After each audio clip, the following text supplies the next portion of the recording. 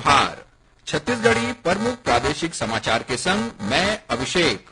Bharatiya Janata party डहर ले चलाए जावत महासंपर्क अभियान के तहत पार्टी प्रदेश प्रभारी ओम माथुर काली 11 जून ले 14 जून तक आने लोकसभा क्षेत्र के दौरा करही। श्री माथुर काली रायपुर लोकसभा क्षेत्र के अंतर्गत रायपुर ग्रामीण विधानसभा क्षेत्र में महासंपर्क अभियान में शामिल होही। केंद्रीय मंत्री फग्गन सिंह कुलस्ते काली 11 जून के जांजगीर चांपा लोकसभा क्षेत्र के दौरा में रही।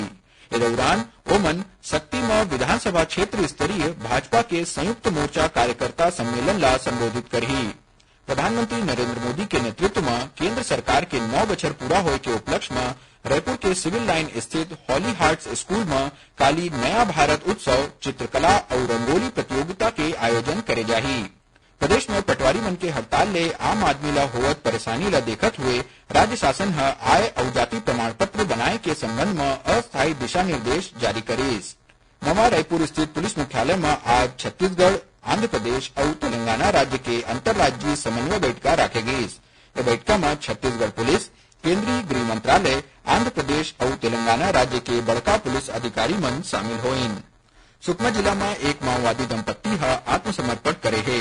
ये दोनों माड़ क्षेत्र में सक्रिय रहीस और दोनों ऊपर 3-3 लाख रुपया के इनाम घोषित रहीस।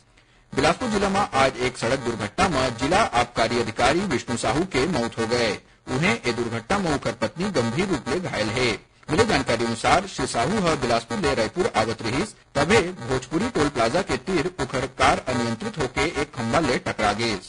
छत्तीसगढ़ माध्यमिक शिक्षा मंडल के ए बछर के कक्षा 10वीं और 12वीं के वार्षिक बोर्ड परीक्षा में मेरिट सूची में आए लड़का मन आज रायपुर के पुलिस परेड ग्राउंड ले हेलीकॉप्टर में जॉय राइड करेन और मौसम विभाग अनुसार अवैया 24 घंटा में प्रदेश में 1-2 जगह में हल्का वर्षा होए और गरज चमक के संग छींटा पड़े की संभावना है। उन्हें कोनो जगह में अंधड़ और गाज गिरे के चेतावनी घलो जारी करे गए है। ये रही अब तक के प्रमुख प्रादेशिक समाचार। जय जोहार।